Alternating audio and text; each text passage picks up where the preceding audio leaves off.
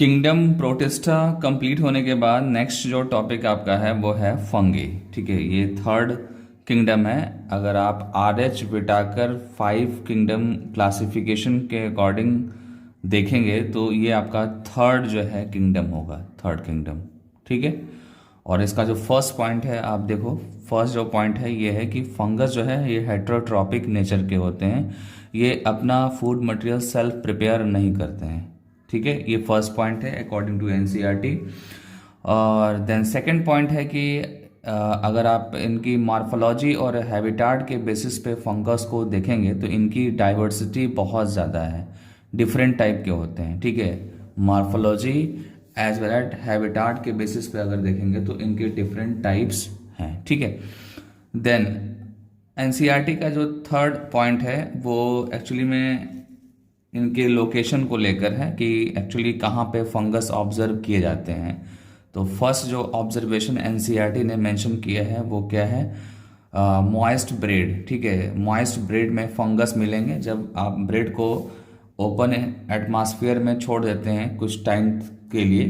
ठीक है, 1 और 2 डेज के लिए, तो उसमें फंगस का ग्रोथ हो जाता है। ठीक है, देन सेकंड क्या है, रोटेन फ्रूट्स जैसे कि ऑरेंज। ऑरेंज आप खाते हैं ना, ऑरेंज अगर आप कुछ टाइम के लिए छोड़ दें, जब वो सड़ जाता है, ठीक है ना, वो जब खराब हो जाता है तो उस पर भी फंगस का ग्रोथ आपको देखने को मिलेगा। देन नेक्स्ट पॉइंट जो है वो है फंगस के यूटिलिटी को लेकर है। ठीक है, यूटिलिटी मीन्स यहाँ पे बताना है कि फंगस कुछ ऐसे भी होते हैं जो खाने वाले होते हैं और कुछ खाने वाले नहीं होते हैं। ठीक है, कुछ पॉइजनस होते हैं। तो जैसा एनसीईआरटी ने बताया है उसके अकॉर्डिंग जो है फर्स्ट जो एग्जांपल है वो है मशरूम। मशरूम आप सब खाते हो, ये एडिबल होता है और ये एनसीईआरटी का पॉइंट है। Then toadstool. ठीक है, ये जो टोड स्टूल आपको दिख रहा है, ठीक है, ये इनएडिबल होता है, दैट मीन्स कि ये पॉइजनस होता है, इसको आप नहीं खा सकते हैं। ठीक है, then next point, white spot seen on mustard leaf. Mustard leaf तो आप जानते ही हो, मस्टर्ड लीफ पे वाइट स्पॉट जो होते हैं वो किसकी वजह से होते हैं, फंगस की वजह से होते हैं। वहाँ पे जो फंगस होता है वो पैरासाइट की तरह लीफ पे प्रेजेंट होते हैं। ठीक है ना। देन नेक्स्ट पॉइंट आप देखो, सम यूनिसेलुलर फंगी, जैसे कि एग्जांपल है ईस्ट। ईस्ट एक्चुअली कहाँ पे इनका रोल है, ईस्ट का रोल है ब्रेड फॉर्मेशन में। ठीक है ना, इनका रोल कहाँ पे है, ब्रेड फॉर्मेशन में है और बियर फॉर्मेशन में है। आप देखो यहाँ पे, ठीक है, use to make bread and beer formation. ठीक है, और नेक्स्ट पॉइंट है आपका, other fungi cause disease in plants animals. ठीक है, कुछ ऐसे फंगस हैं जो प्लांट्स और एनिमल्स में डिजीज कॉज करते हैं, जिसका एग्जाम्पल यहाँ पे एनसीईआरटी में दिया गया है प्लांट को लेकर। वो क्या है, wheat rust causing Puccinia is an important example. ठीक है, पक्सीनिया क्या है, ये फंगस है जो वीट पे होता है और वहाँ पे रस्ट फॉर्म करता है और ये डिजीज एक तरीके से बनाता है, वहाँ पे डिजीज क्रिएट करता है प्लांट्स के अंदर। देन कुछ ऐसे फंगस हैं जो एंटीबायोटिक भी प्रोड्यूस करते हैं, जैसे कि पेनिसिलियम नोटेटम। पेनिसिलियम नोटेटम जो है वो पेनिसिलियम एंटीबायोटिक का फॉर्मेशन करते हैं। इसका मतलब कि फंगस जो होता है वो यूजफुल प्रोडक्ट्स भी बनाता है। हमने देखा भी है यहाँ पे कि ब्रेड के फॉर्मेशन में और बियर के फॉर्मेशन में ये हेल्प करता है और एंटीबायोटिक बनाने में भी हेल्प कर रहा है। ठीक है, मतलब कि फंगस जो है वो बेनिफिशियल भी है और हार्मफुल भी है। देन नेक्स्ट पॉइंट आप देखो, फंगी आर कॉस्मोपॉलिटन। कॉस्मोपॉलिटन का मतलब ये चारों तरफ होंगे, ये एयर में भी होगा, वाटर में भी होगा, सॉइल में भी होगा। ठीक है ना, और ये फंगस जो है प्लांट्स और एनिमल पे भी आपने देखा है कि ये होते हैं। ठीक है ना। देन एक इम्पॉर्टेंट पॉइंट है कि फंगस जो है ये वार्म और ह्यूमिड प्लेस को प्रेफर करते हैं। जहाँ पे वार्म और ह्यूमिड प्लेस होता है वहाँ पे फंगस का ग्रोथ ईजिली होता है। ठीक है, अगर आप फूड मटेरियल्स को, ठीक है, फूड मटेरियल्स को अगर आप ओपनली रख देते हैं और वार्म प्लेस है और ह्यूमिड प्लेस है तो वहाँ पे फंगस का ग्रोथ हो जाता है और फिर कुछ टाइम के बाद क्या होता है कि वो फूड मटेरियल्स आपका ख़राब हो जाता है, स्पॉइल हो जाता है। ठीक है, आप जब एनसीईआरटी को पढ़ोगे तो एनसीईआरटी में एक क्वेश्चन दिया हुआ है, have you ever wondered why we keep food in the refrigerator. कह रहा है कि हम क्यों रेफ्रिजरेटर में फूड मटेरियल्स को रखते हैं। तो इसका सिंपल सा आंसर है कि अगर आप इसको ओपन प्लेस में रखेंगे तो वहाँ पे वार्म और ह्यूमिड होने की वजह से क्या होता है, फूड मटेरियल्स बेकार हो जाते हैं, लॉस हो जाते हैं, ठीक है। इसलिए हम रेफ्रिजरेटर में इसको रखते हैं। और ये एनसीईआरटी का क्वेश्चन है, जब आप एनसीईआरटी पढ़ोगे तो वहाँ पे ये मिलेगा आपको। Then next point, with the exception of yeast which are unicellular, ठीक है, फंगी आर फिलामेंटस। यहाँ पे ये बोल रहा है कि एक्सेप्शनली देखा जाए तो ईस्ट जो है ये यूनिसेलुलर है, अदरवाइज जो फंगस होते हैं वो फिलामेंटस होते हैं। और उनकी बॉडी को अगर देखते हैं तो वो लॉन्ग होते हैं, सिलेंडर होते हैं, थ्रेड लाइक स्ट्रक्चर्स होते हैं, जिसको हम हाइफी बोलते हैं। क्या बोलते हैं? हाइफी, ठीक है। ये ध्यान देना होगा, हाइफी एक यूनिट है और हाइफी के नेटवर्क से माइसीलियम का फॉर्मेशन होता है। जब कभी आपसे फंगस का स्ट्रक्चर डिस्कस किया जाए तो फंगस के स्ट्रक्चर में हाइफी एक यूनिट है और हाइफी के नेटवर्क से माइसीलियम का फॉर्मेशन होता है। ये अच्छे से आपको पता होना चाहिए। मैं एक छोटा सा डायग्राम बना देता हूँ, जैसे कि ये आपका क्या है, हाइफी है। क्या है? हाइफी है। और हाइफी सेप्टेड भी होते हैं और ए सेप्टेड भी होते हैं। दैट मीन्स कि इनका सेप्टा का फॉर्मेशन होता है और कभी कभी नहीं भी होता है कुछ फंगस में।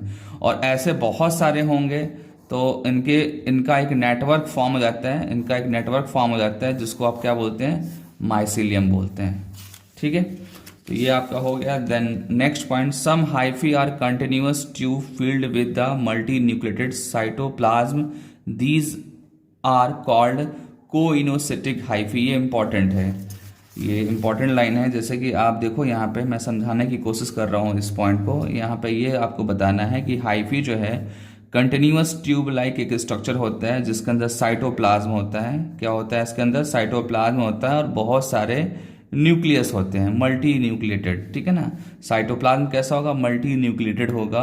और इस कंडीशन को, इस टाइप के हाइफी को आप क्या बोलेंगे? कोइनोसिटिक हाइफी बोलेंगे। ध्यान देना होगा, ठीक है। ये कोइनोसिटिक जो है एक तरीके से कंडीशन है जिससे आप ये बता सकते हैं कि कोई भी सेल जो है वो मल्टी न्यूक्लिएटेड हो सकता है।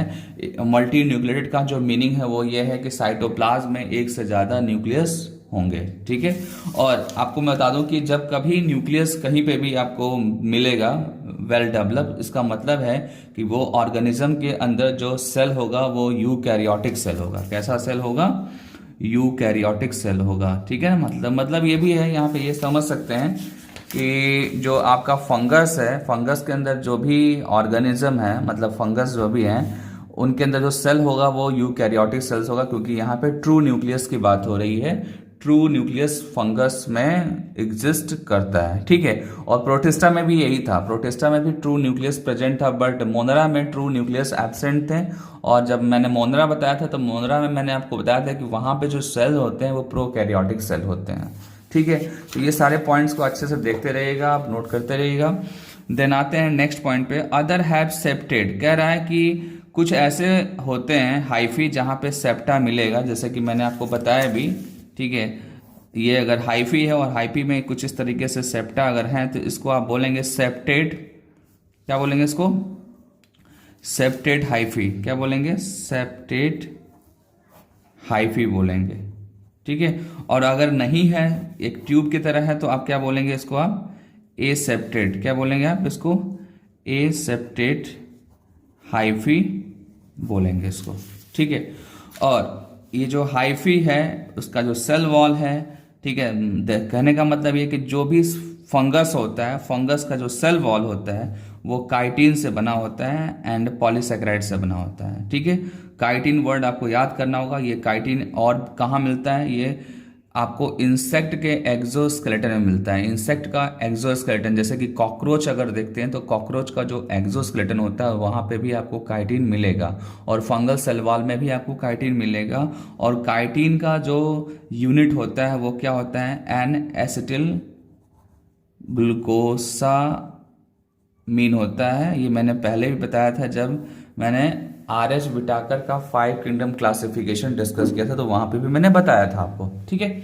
अब आते हैं mode of nutrition of fungus, ठीक है। तो सबसे पहले मैं बता दूं कि मोड ऑफ न्यूट्रिशन जो फंगस का होता है वो हेटरोट्रॉपिक होता है। ये मैंने फर्स्ट लाइन में बताया था जब मैंने किंगडम फंगस को स्टार्ट किया था, ठीक है। तो ये सिंपल लाइन है और ये मैं ऑलरेडी बता चुका हूँ। और हेटरोट्रॉपिक में तीन टाइप हैं, थ्री टाइप्स हैं, ठीक है। फर्स्ट जो है वो क्या है, सेप्रोफाइट्स है, सेकंड क्या है, पैरासाइट्स है, एंड थर्ड इज सिम्बियॉन्ट्स, ठीक है। जो सेप्रोफाइट्स होते हैं वो क्या करते हैं, डेड जो ऑर्गेनिक मैटर है उनको क्या करते हैं, पहले तो वो अपने बॉडी से एंजाइम प्रोड्यूस करके उनको ब्रेक करते हैं, ठीक है। और ब्रेक जब हो जाता है तो इजीली उसको एब्जॉर्ब कर लेते हैं, ठीक है। मेरी बात को ध्यान से सुनना आप। जैसे कि फंगस है तो फंगस का जो बॉडी से जो है एक्स्ट्रा सेलुलर एंजाइम्स प्रोड्यूस होते हैं, और ये एक्स्ट्रा सेलुलर एंजाइम्स जो होते हैं ये क्या करते हैं, ये ऑर्गेनिक मैटर को, ऑर्गेनिक कोई भी मैटर है जैसे कि डेड बॉडी है या कोई लीफ है या डेबरीज है, तो उसको क्या करते हैं, उसको कॉम्प्लेक्स से सिंपल फॉर्म में कन्वर्ट कर देते हैं, कॉम्प्लेक्स से सिंपल फॉर्म में उसको कन्वर्ट कर देते हैं इस एंजाइम के हेल्प से, और देन उस फॉर्म को एब्जॉर्ब कर लेते हैं। आप देखो यहाँ पे fungus absorb soluble organic matter, जब वो सिंपल फॉर्म में कन्वर्ट हो जाता है तो वो सॉल्युबल हो जाता है, और जब वो कॉम्प्लेक्स फॉर्म में होता है तो वो इनसॉल्युबल होता है, ठीक है। देन नेक्स्ट जो पॉइंट है वो क्या है आपका, पैरासाइट्स, ठीक है। मतलब कि कुछ ऐसे फंगस है जो पैरासाइट्स की तरह होते हैं, और अकॉर्डिंग टू प्लांट्स और एनिमल जो है वो पर्टिकुलर फंगस उस प्लांट और एनिमल की बॉडी पे पैरासाइट की तरह रहते हैं वो, ठीक है। देन नेक्स्ट जो पॉइंट है वो क्या है, सिम्बियॉन्ट्स। तो यहाँ पे क्लियर है, सिम्बियॉन्ट्स का मतलब होता है कि जो सिम्बियोटिक रिलेशनशिप मेंटेन कर सके, ठीक है। मतलब वो फंगस जो सिम्बियोटिक रिलेशनशिप, दैट मीन्स कि म्यूचुअल रिलेशनशिप जो हैंडल कर सके, ठीक है। और म्यूचुअल का मतलब कि एक दूसरे को बेनिफिट देना, जैसे कि फंगस है और फंगस किसी बॉडी पे सरवाइव कर रहा है, जैसे सपोज दैट प्लांट पे सरवाइव कर रहा है, तो प्लांट से उसको कुछ मिल रहा है और उसके बदले जो है फंगस भी प्लांट को कुछ प्रोवाइड कर रहा है। तो इस तरह का जो रिलेशन होता है उसको आप क्या बोलते हैं, म्यूचुअल रिलेशन बोलते हैं, जिसको आप बायोलॉजिकल टर्म में क्या बोल सकते हैं, सिम्बियोटिक रिलेशन, ठीक है ना। वही यहाँ पे मेंशन है, ठीक है। मतलब कि कुछ फंगस जो है सिम्बियोट्स टाइप के होते हैं, और उसका बेस्ट एग्जांपल आपके सिलेबस में है, ठीक है। क्या है, association with the algae as a lichens. अगर आप लाइकेन की स्टडी करो तो लाइकेन में फंगस और एल्गी दोनों प्रेजेंट होते हैं, ठीक है ना। ध्यान देना, लाइकेंस में फंगस और एल्गी दोनों प्रेजेंट होते हैं, ठीक है। और अगर आप हायर प्लांट्स जैसे कि जिम्नोस्पर्मिक प्लांट्स के रूट की स्टडी करें तो वहां पे माइक्रोराइजा फंगस होता है, वहां पे माइक्रोराइजा फंगस होता है। और ये जो लाइन है ये आपको मिलेगा ट्रांसपोर्ट इन प्लांट्स चैप्टर में, ठीक है। ये पर्टिकुलर जो लाइन है ये ट्रांसपोर्ट इन प्लांट्स में आपको मिलेगा, तो एक बार आप क्या करेंगे, वहां से आप रिवाइज कर लेंगे, ठीक है। और कोरिलेशन बहुत जरूरी है, क्योंकि कोरिलेट नहीं करते हैं तो आपको चीजें बहुत टाइम तक याद नहीं होती हैं और आपका कॉन्सेप्ट बिल्डअप नहीं होता है। तो आप जब भी कोई दूसरे चैप्टर का कनेक्टिविटी बने तो आप वहां पे क्या करेंगे, अच्छे से उस चैप्टर को भी एक बार देख लेंगे, उस पॉइंट को देख लेंगे, तो आपका स्ट्रांग जो है कॉन्सेप्ट बिल्डअप होगा, ठीक है। तो ये मैंने अभी जो आपको बताया वो mode of nutrition of fungus के बारे में बताया, और यहाँ पे आपको ये देखने को मिला कि यहाँ पे फंगस के 3 टाइप के न्यूट्रिशन हैं, जैसे कि फर्स्ट मैंने बताया आपको सेफ्रोफाइट, सेकंड पैरासाइट की तरह होते हैं, और थर्ड जो होगा वो सिम्बियोट की तरह होते हैं, ठीक है। देन इसके बाद से हम आते हैं रिप्रोडक्शन ऑफ फंगस की तरफ। रिप्रोडक्शन ऑफ फंगस में 3 टाइप्स हैं, फर्स्ट है वेजिटेटिव, सेकंड क्या है एसेक्सुअल, और थर्ड है सेक्सुअल, ठीक है। वेजिटेटिव रिप्रोडक्शन के थ्रू जब फंगस रिप्रोड्यूस होता है तो उसके 3 टाइप्स हैं। फर्स्ट जो रिप्रोडक्शन वेजिटेटिव रिप्रोडक्शन का जो फर्स्ट टाइप है वो है फ्रेगमेंटेशन, सेकंड है फिजन, थर्ड है बर्डिंग। ये 3 मेथड्स हैं जिसके थ्रू फंगस जो है वेजिटेटिव रिप्रोडक्शन करते हैं, ठीक है। एसेक्सुअल रिप्रोडक्शंस में आप देखो, एसेक्सुअल रिप्रोडक्शंस और सेक्सुअल रिप्रोडक्शंस में आपको स्पोर के थ्रू जो है ये रिप्रोड्यूस होते हुए दिखेंगे आपको, ठीक है। एसेक्सुअल रिप्रोडक्शन में स्पोर की जरूरत होती है, और स्पोर कौन कौन सा है इसको लर्न करना होगा। कोनिडिया है, आर स्पोरेंजियोस्पोर, आर जूस्पोर, ठीक है। ये तीनों नेम आप लर्न कर लेंगे, और ये तीनों नेम जो है एसेक्सुअल रिप्रोडक्शन के होंगे, ठीक है ना। देन आपका नेक्स्ट है सेक्सुअल रिप्रोडक्शन। सेक्सुअल रिप्रोडक्शन में जो स्पोर है वो क्या है, ओस्पोर्स है, एस्कोस्पोर्स है, बेसिडियोस्पोर्स है। इसको आप लर्न कर लेंगे क्योंकि ये ओनली आप सेक्सुअल रिप्रोडक्शन में ही डिस्कस करेंगे, ठीक है। और ये जो भी स्पोर्स यहाँ पे देख रहे हैं, ये स्पोर्स एक्चुअली कहाँ पे फॉर्म होते हैं, एक पर्टिकुलर फंगस की एक बॉडी होती है जिसको बोलते हैं फ्रूटिंग बॉडीज। फ्रूटिंग बॉडीज में आपको वेरियस स्पोर देखने को मिलता है। The various spores are produce in distinct structure called fruiting bodies.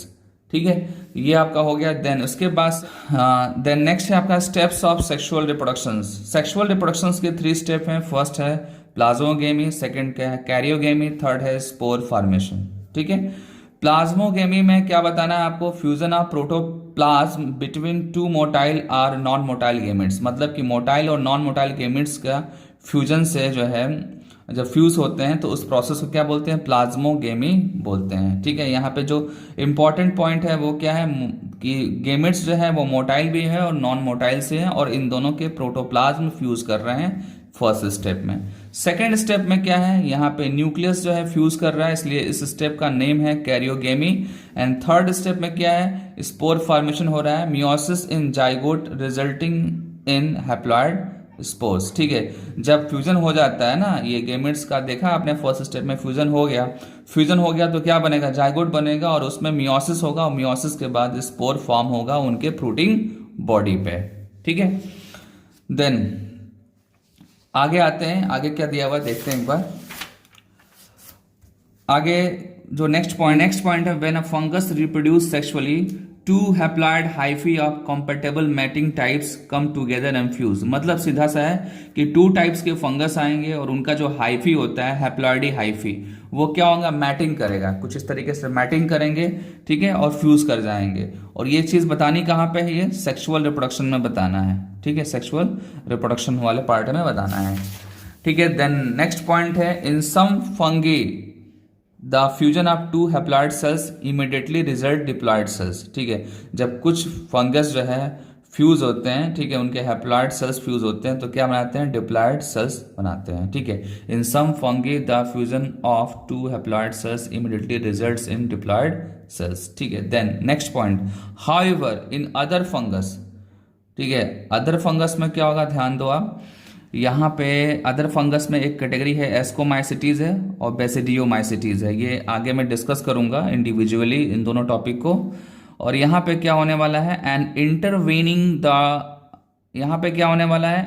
Intervening dikaryotic stage N+N, मतलब कि यहाँ पे दोनों जो एस्कोमाइसिटीज या बेसिडियोमाइसिटीज है, इनके जो फंगस होंगे उन फंगस के 2 हाइफी लेंगे, 2 हाइफी होंगे, और उन दोनों हाइफी का न्यूक्लियस जो है क्या होगा, डाई कैरियोटिक स्टेज में क्या होगा, ये यूनाइट होने की कोशिश करेंगे, इसलिए यहाँ पे N+N लिखा गया है। N जो है ये हैप्लॉइडी कंडीशन को शो कर रहा है, जो एक सिंगल फंगस से लिया गया है और दूसरा भी दूसरे फंगस से लिया गया है। ठीक है, और इस कंडीशन को क्या बोलते हैं, डाई कैरियन बोलते हैं। ठीक है, डाई कैरियोटिक स्टेज, और इस कंडीशन को डाई कैरियन बोलते हैं, और इस फेज को क्या बोलेंगे, dikaryophase of fungus बोलेंगे। ठीक है, तो फिर आपने क्या देखा यहाँ पे देखा कि न्यूक्लियस जो है 2 सेल के फ्यूज होने की कोशिश कर रहे हैं यहाँ पे। Then later the parental nuclei fuse, जो ये न्यूक्लियस है जो अभी सेपरेट है, बट बाद में क्या होंगे, फ्यूज हो जाएंगे और ये डिप्लॉइड कंडीशन में कन्वर्ट हो जाएंगे। ठीक है, तो ये आपका डिप्लॉइडी कंडीशन हो गया। Then next point, the fungi form a fruiting bodies in which reductional division. Fruiting bodies में क्या होता है, रिडक्शनल डिवीजन होता है, और देन स्पोर बनता है, तो वो स्पोर हैप्लॉइडी कंडीशन मेंटेन कर पाएगा। ठीक है, ये चीज ध्यान देना होगा कि स्पोर क्या है, हैप्लॉइड है, तो हैप्लॉइड करने के लिए क्या होगा, रिडक्शनल डिवीजन। रिडक्शनल डिवीजन का मीनिंग है मियोसिस, क्या है, मियोसिस है। ठीक है, तो ये आपका रिप्रोडक्शन जो है डिस्कस मैंने कर लिया। यहाँ पे ध्यान एक बार देना है कि जो फर्स्ट पॉइंट है कि some fungi the fusion of 2 haploid cells, यहाँ पे टोटली जो है हैप्लॉइड सेल एक साथ फ्यूज होकर और डिप्लॉइड सेल्स बना रहे हैं। बट जो यहाँ पे सेकंड लाइन में मेंशन किया हुआ है सेकंड पॉइंट में, यहाँ पे कुछ ऐसे फंगस है जिनकी सेल्स जो है सेल के न्यूक्लियाई फ्यूज होते हैं और बाद में वो फ्यूज होकर डिप्लॉइड फॉर्म में कन्वर्ट होते हैं। ठीक है, न्यूक्लियस का मतलब सेपरेटली यहाँ पे रोल बताया गया है, पहले ये एक साथ होते हैं और फिर बाद में फ्यूज होते हैं।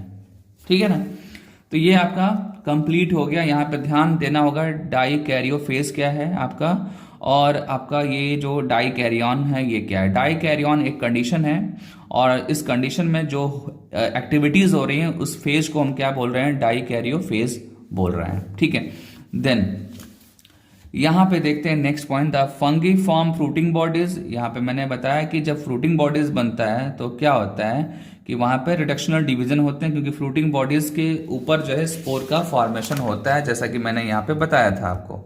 ठीक है, देन इसके बाद से हम फंगस को क्लासिफाई करेंगे, बट फंगस को क्लासिफाई करेंगे तो उसका कुछ ना कुछ क्राइटेरिया तो होगा ही।